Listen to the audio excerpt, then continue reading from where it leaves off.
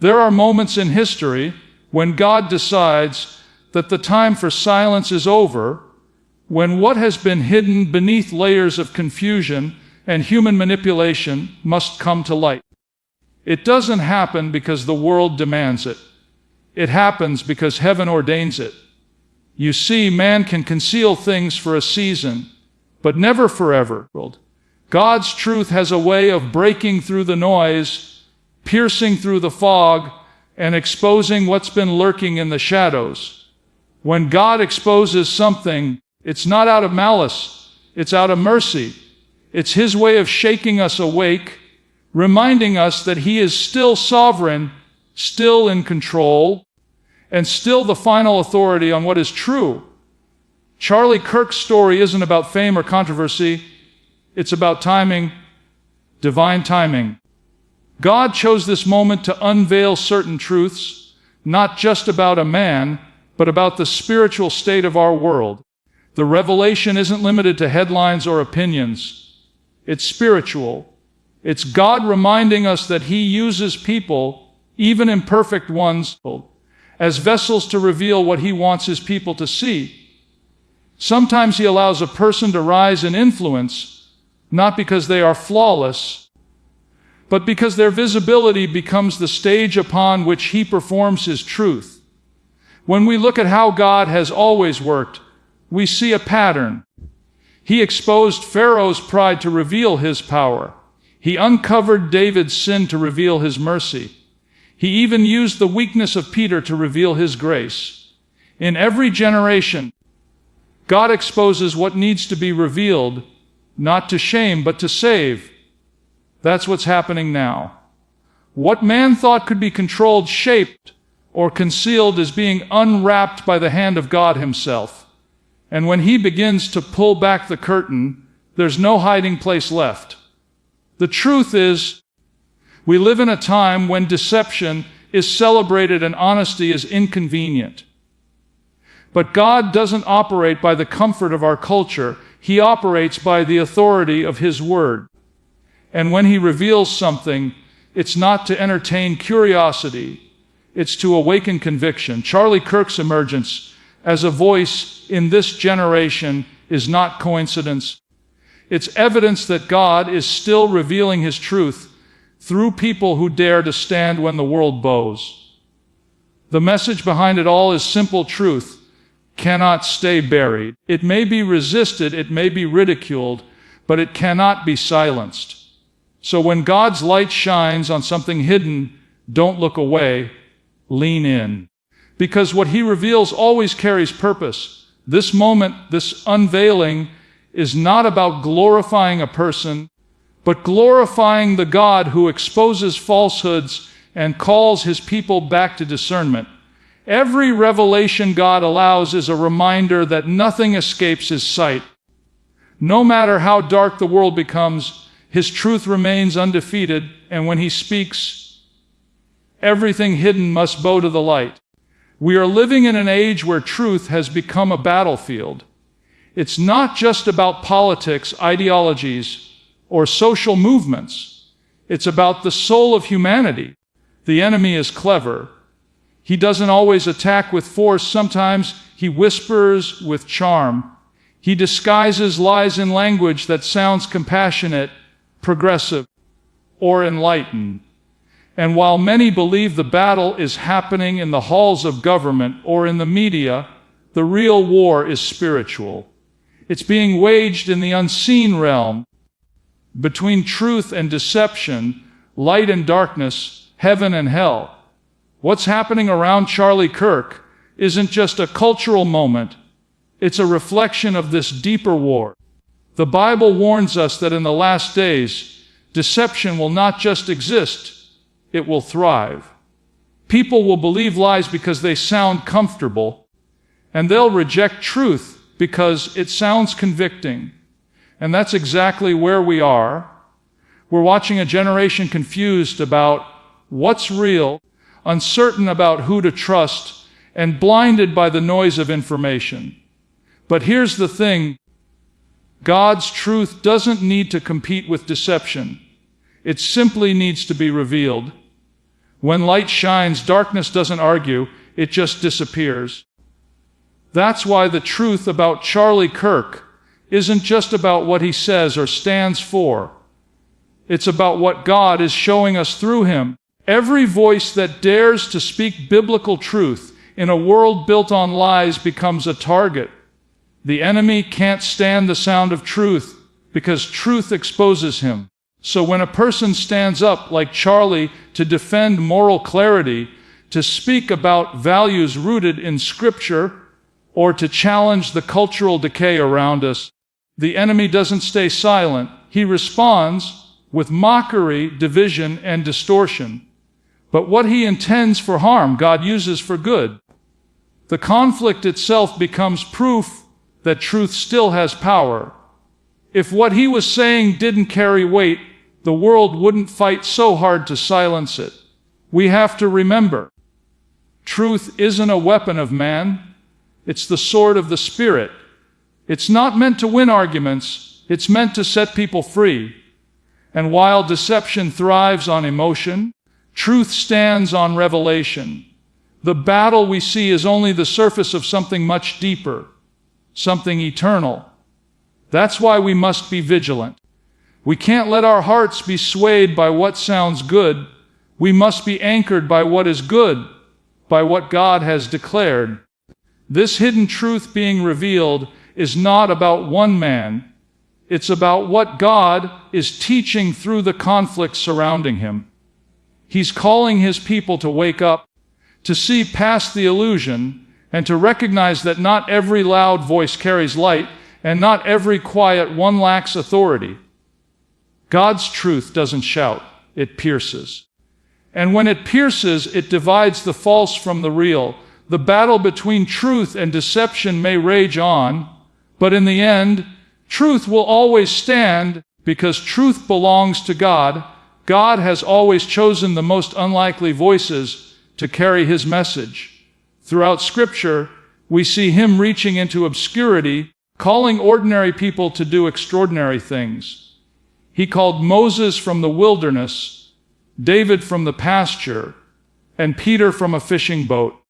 He never looked for perfection. He looked for obedience.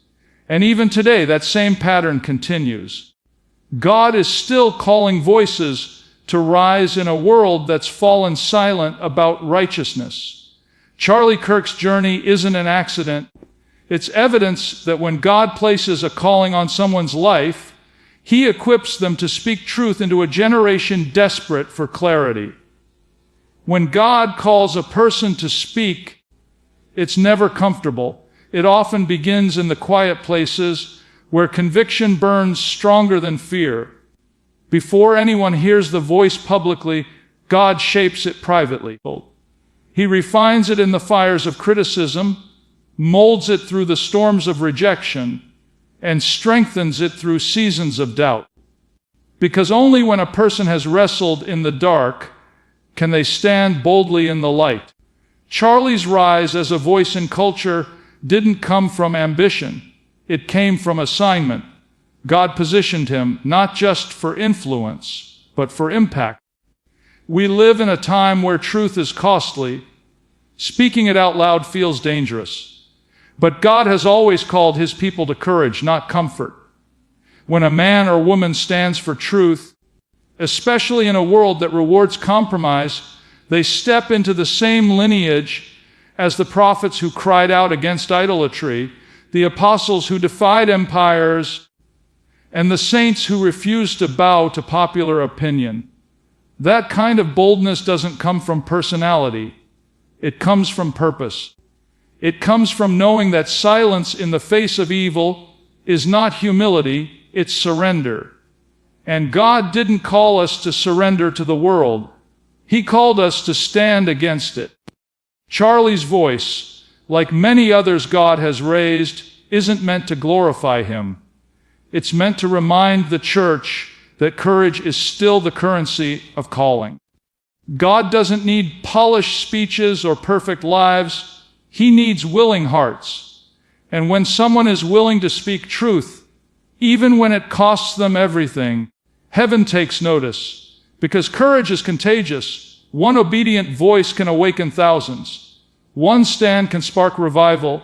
One message rooted in conviction can shake a nation. You see, God never wastes a voice He anoints. He uses it to challenge, to convict, and to call people back to Himself. And though the world may not understand it, heaven celebrates it. Because in the end, God's calling is never about fame, it's about faithfulness. The courageous voice that stands for God may face rejection on earth, but it echoes through eternity as a testimony that truth was spoken and light was not silenced. Every time God raises someone to stand for truth, there comes a price. The moment you decide to stand on the side of righteousness, you invite resistance, because truth will always challenge what the world wants to protect.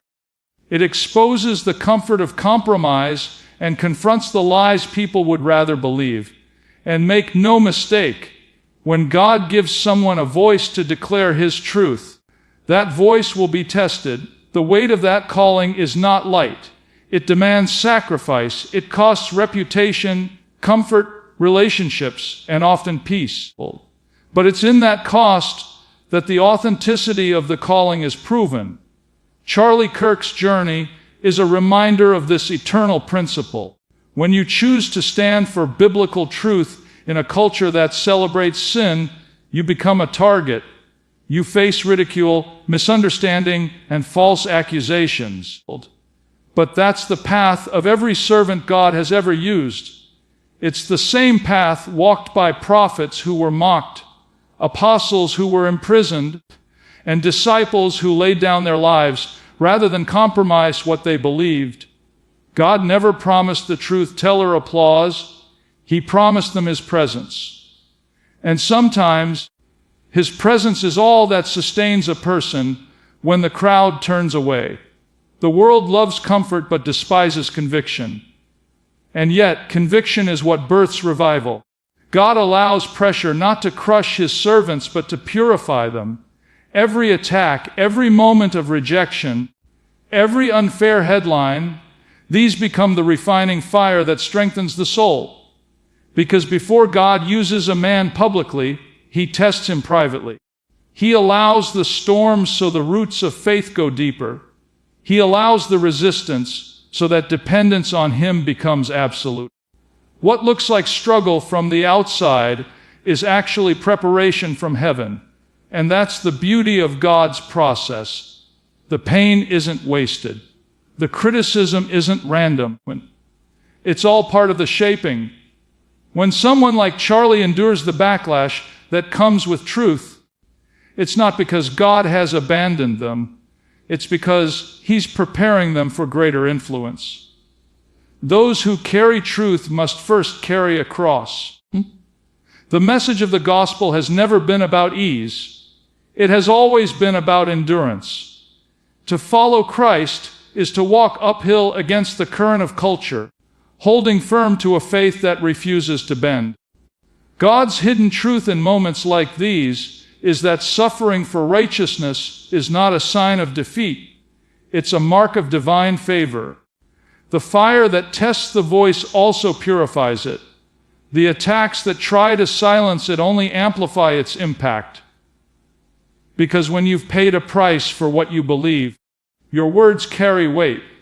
And those who stand for truth, no matter how fierce the opposition, stand not alone, but under the covering of the one who called them. The cost is great, but the reward is eternal. The world measures success by platforms, but God measures it by purpose. In our generation, it's easy to confuse influence with impact and visibility with value. But God doesn't elevate people for applause. He raises them for assignment. Every platform He allows is meant to serve His kingdom, not personal ambition. And when we look at Charlie Kirk, we see more than a man with a microphone. We see a reminder of how God can turn any stage into a pulpit if the heart behind it belongs to Him. The question isn't how large the audience is. The question is whose message is being spoken. God never wastes a voice. that's willing to be used for His glory. He can take a young person, a businessman, a teacher, or a public figure and place them where their words reach thousands, not because they are deserving, but because He has a purpose that needs to be heard. That's how God operates. He transforms ordinary influence into divine impact. But with that calling comes responsibility. Every platform is a test of stewardship. God doesn't give influence so we can shine brighter. He gives it so He can. The higher He lifts us, the more He expects us to reflect His light, not our own. Charlie's voice in culture is more than commentary, it's conviction. It's the kind of influence that challenges a generation to think differently, to measure truth by Scripture rather than trends, and to live boldly in faith rather than fear. That's not the work of a man, it's the work of God through a man.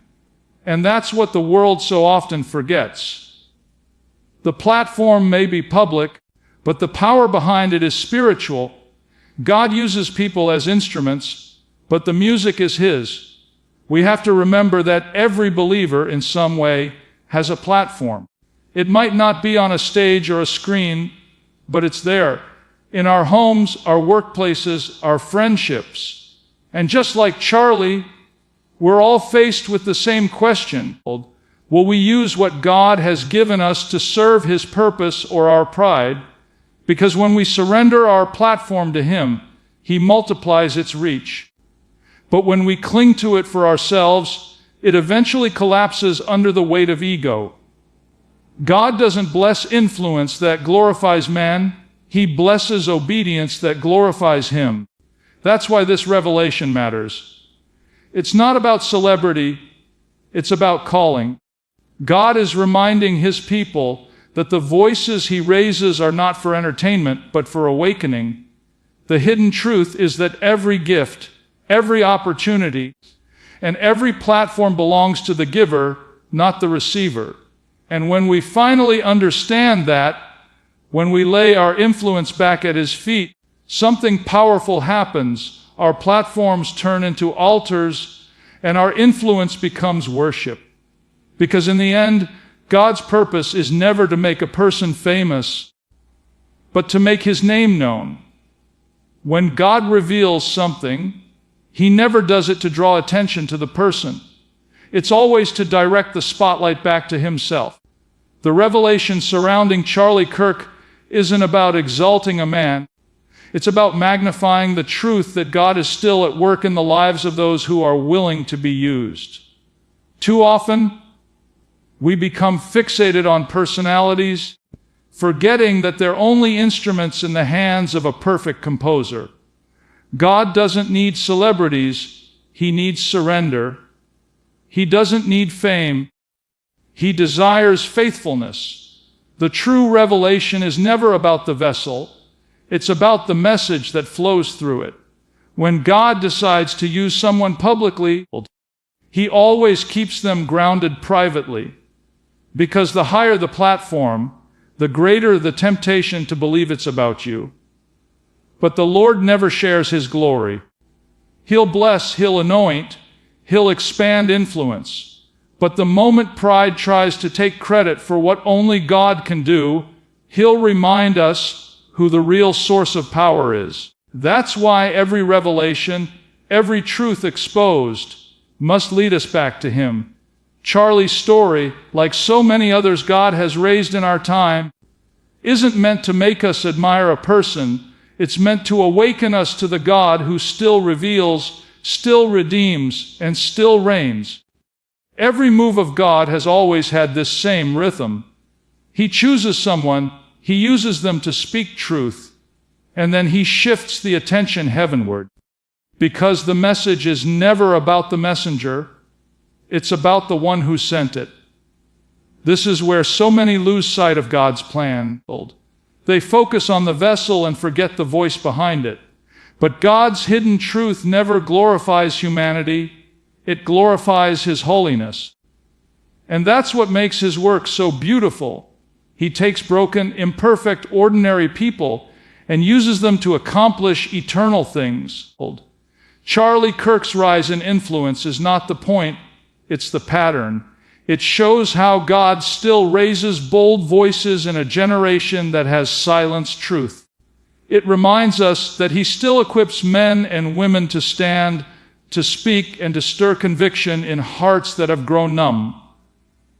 And if we're paying attention, we'll realize that the real revelation isn't what God is doing through Him.